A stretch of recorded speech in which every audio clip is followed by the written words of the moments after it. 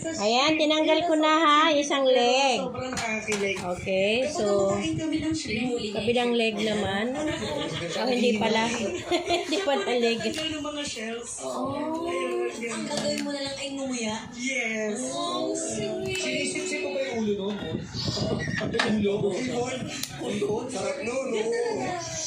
Kaya kung gusto niya siya yung naghihimay kasi gusto niya sa kanya yung ulo. Oh. There's a ano pa.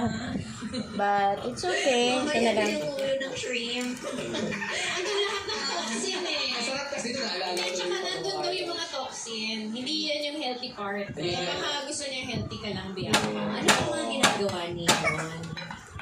Tapos po, ano po yan, hindi po siya mahigpit sa pananamit. Kasi yun yung dati kapag may ex ako, mahigpit sa pananamit. Ano bang, Ano bang passion mo? pananamit na ano? Bawal yung mga sexy na. O yun, hindi po Balik siya yan. nagbabawal ng ganun. Kunyari, Post kapag ko na. medyo mapapa yung damit ko,